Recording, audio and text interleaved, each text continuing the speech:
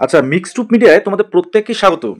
আচ্ছা, তোমাদের বিভিন্ন জেলার যে সিএইচও রিক্রুটমেন্ট, সেই রিক্রুটমেন্ট সম্পর্কে অনেকেরই অনেক ধরনের কনফিউশন আছে। কি কি কনফিউশন আছে? প্রথম কথা, যে কমিউনিটি হেলথ অফিসার যে রিক্রুটমেন্টগুলো হচ্ছে, প্রত্যেকটা জেলা ওয়াইজ যে নোটিফিকেশান বেরোচ্ছে, সেখানে অন্য ডিস্ট্রিক্টের যে ক্যান্ডিডেট তারা অ্যাপ্লাই করতে পারবে কি না, বা যারা আদার স্টেট অর্থাৎ ডব্লিউবিএনসির আন্ডারে যে কলেজগুলো আছে, সেগুলোতে সেগুলো ছাড়া অন্য স্টেটে যারা নার্সিং কমপ্লিট করেছে, জিএনএম বা বিএসসি নার্সিং, তারা অ্যাপ্লাই করতে পারবে কিনা, ঠিক আছে?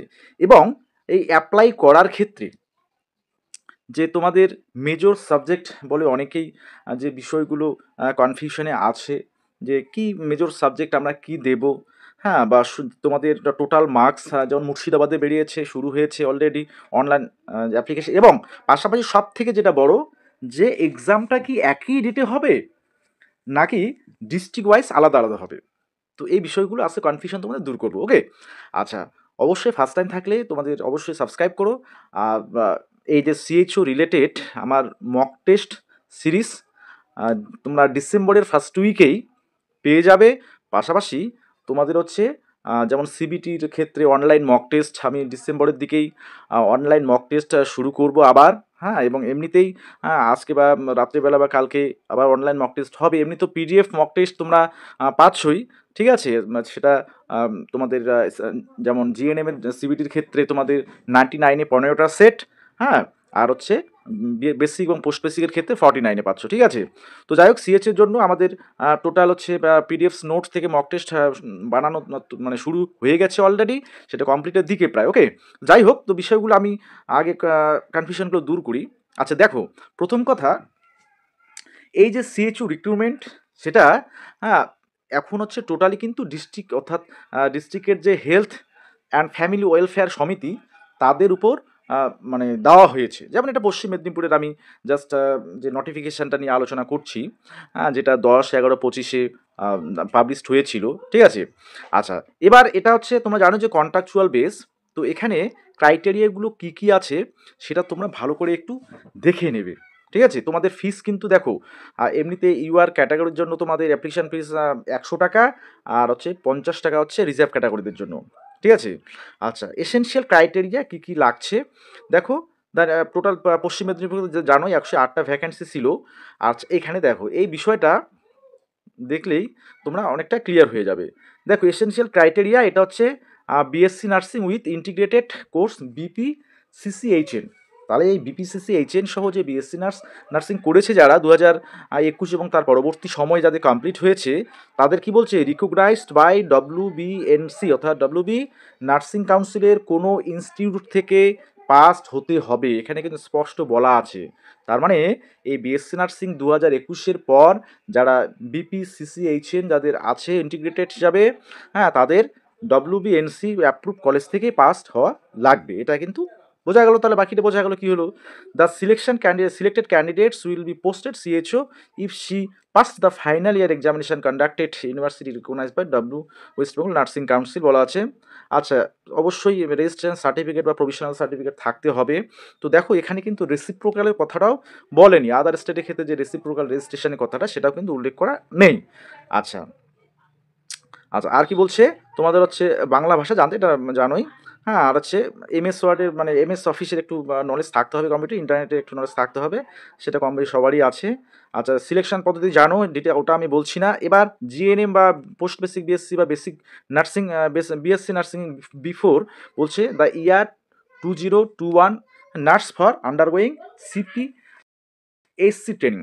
দেখো, হ্যাঁ, এরা জিএনএম এর ক্ষেত্রে বা পোস্ট বেসিক বিএসসির ক্ষেত্রে বলছে এক্সট্রা ক্রাইটেরিয়া, এসেনশিয়াল ক্রাইটেরিয়া বলছে ক্যান্ডিডেট মাস্ট হ্যাভ পাস্ট, হ্যাঁ, general nursing at midwifery GNM, post basic BSc, basic BSc nursing before the year 2021 from an institute recognised by West Bengal nursing council. মানে এখানেও West Bengal nursing council থেকে passed হতে হবে। তার মানে তোমাদের কিন্তু বিষয়টা একই থাকছে, যে জিএনএম বলো বা post basic BSc, basic BSc যেটাই বলো না কেন, তোমাদের ওয়েস্ট বেঙ্গল নার্সিং কাউন্সিলের অ্যাপ্রুভ কলেজ থেকেই পাস্ট হতে হবে। এটাই কিন্তু বলছে, আদার কিন্তু অন্য স্টেটের কথা কিন্তু এখানে বলেনি, এটা কিন্তু স্পষ্ট করে বোঝা যাচ্ছে। ঠিক আছে? আচ্ছা, তারপরে দেখো রেজিস্ট্রেশন থাকতে হবে ডব্লিউবিএনসি বা বলছে রেজিস্ট্রেশন হ্যাঁ ডব্লিউবিএনসি থাকতে হবে, তারপর বাকি যা আছে সেম। ওকে। আচ্ছা, এবার অন্যান্য জেলা থেকে তোমরা অ্যাপ্লাই করতে পারবে কি না সেই বিষয়টা একবার আমরা দেখে নিই। আচ্ছা, এইদিকে দেখো জেনারেল ইনফরমেশন ফর অ্যাপ্লিক্যান্টস আর ক্যান্ডিডেটস, এখানে দেখো কি বলা আছে। আচ্ছা, অনলি অনলাইন অ্যাপ্লিকেশানেই অ্যাকসেপ্ট করা হবে। The application form not properly filled in or incomplete application form are liable to cancel, একটু ক্যান্সেল হতে পারে যদি ভুল অ্যাপ্লিকেশান তোমরা করো ভুলভাবে।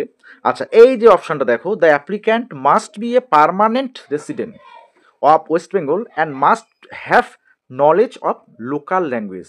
তাহলে এখানে যে রেসিডেন্ট হিসাবে তোমাকে শুধুমাত্র ওয়েস্ট বেঙ্গলের রেসিডেন্ট হতে হবে, পার্মানেন্ট। ওকে। তার মানে এটা বোঝাই গেল যে তোমরা যে কোনো ডিস্ট্রিক্ট থেকে তোমরা কিন্তু অন্য ডিস্ট্রিক্টে সিএইচও অ্যাপ্লাই করতে পারবে। এবং লোকাল ল্যাঙ্গুয়েজ বলতে বাংলাটা তোমরা অবশ্যই জানতে হবে তোমাদের। হ্যাঁ, যদি দার্জিলিং বা কালিম্পংয়ের ক্ষেত্রে সেখানকার লোকাল ল্যাঙ্গুয়েজ সেটা জানতে হবে, তাহলেই তোমরা কিন্তু ওয়েস্ট বেঙ্গলের রেসিডেন্ট যদি হয় যে কোনো জেলা থেকে তোমাদের কিন্তু অ্যাপ্লাই করা যাবে। ঠিক আছে?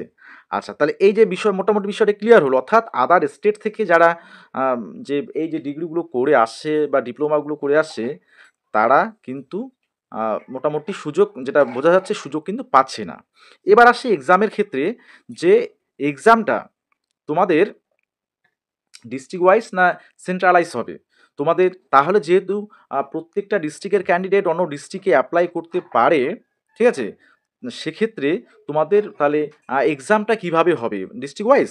দেখো সেক্ষেত্রে যদি এরকমটাই হয় তাহলে অবশ্যই তোমাদের ডিস্ট্রিক্ট ওয়াইজ কিন্তু আলাদা করে এক্সাম সিএইচওর হচ্ছে, ডিস্ট্রিক্ট ওয়াইজ আলাদা করে হচ্ছে।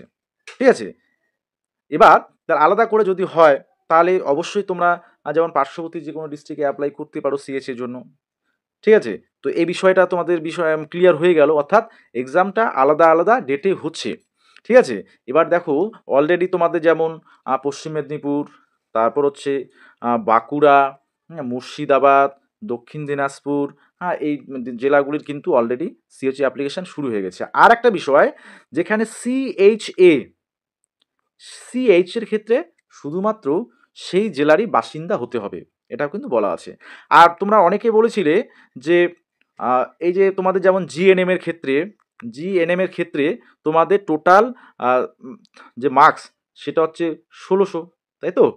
এবার তোমাদের যে মেজর সাবজেক্ট বলে যেগুলো আছে, অর্থাৎ এই যে ১৬০০ নাম্বার হচ্ছে, সেটা তোমার কোন কোন সাবজেক্টগুলো মিলে হচ্ছে, সেই সাবজেক্টগুলোর নাম কিন্তু তোমাদের মেজর সাবজেক্টের নামগুলো দিতে হবে। যেমন মুর্শিদাবাদের ক্ষেত্রে অনেকেরই কনফিউশন হচ্ছে, শুধু মেজর সাবজেক্ট, আদার্স যেগুলো আছে হ্যাঁ সেগুলো কিন্তু এনভায়রনমেন্টাল বা ইংরেজি সেগুলো দিয়ে উল্লেখ করতে হবে না, জাস্ট মেজর সাবজেক্টগুলো তোমরা উল্লেখ করবে যে যদি সেখানে দরকার হয়, যেমন মুর্শিদাবাদের ক্ষেত্রে লাগছে। ঠিক আছে? তো এই বিষয়গুলো, আর অবশ্যই এডিট, অর্থাৎ তোমরা যখন ফিল আপ করবে একবারই ভালোভাবে ফিল আপ করবে। প্রথমে রেজিস্ট্রেশনটা করে নেবে, রেজিস্ট্রেশন করার সাথে সাথে যখন সেভ করবে তোমার কিন্তু একটা অ্যাপ্লিকেশান আইডি পাবে। হ্যাঁ, স্ক্রিনে দেখতে পাচ্ছ একটা অ্যাপ্লিকেশন আইডি, এরকম একটা অ্যাপ্লিকেশন আইডি পাবে এবং তার নিচে দেখো লেখা আছে তোমরা যদি নেক্সট স্টেপ, অর্থাৎ তোমাদের অনলাইন যে ফর্ম নেক্সট স্টেপে যেতে পারবে, বা তো আফটার যে তোমাদের রেজিস্ট্রেশন তোমাদের দেখবে তোমাদের আবার নতুন যে ওয়েবসাইটে গিয়ে সেখানে পুনরায় সেখানে অ্যাপ্লিকেশন আইডি এবং ডেট অফ বার্থ দিয়ে কিন্তু টোটাল ফর্ম ফিল আপটা তোমরা অ্যাপ্লিকেশনটা করতে পারবে। ঠিক আছে? তো এই কনফিউশনগুলো মোটামুটি তোমার দূর হলো। তাহলে কবে নাগাদ এগুলো পরীক্ষা হবে দেখো সেগুলো ডিস্ট্রিক্টের উপর নির্ভর করবে। আশা রাখি প্রত্যেকটা ডিস্ট্রিক্টে একই দিনে হবে না, কারণ যেহেতু অন্যান্য ডিস্ট্রিক্টের ক্যান্ডিডেটরা অ্যাপ্লাই করবে, তাহলে একদিনই যদি হয় তাহলে একজন ক্যান্ডিডেটের ৪-৫টা ডিস্ট্রিক্ট থেকে অ্যাডমিট কার্ড আসবে, তাহলে সে কোথায় তোমাদের এক্সামটা দেবে, তাই না? সেক্ষেত্রে অবশ্যই তোমাদের কিন্তু আলাদা আলাদা ডেটে হচ্ছে, এটা মাথায় রাখবে। ওকে?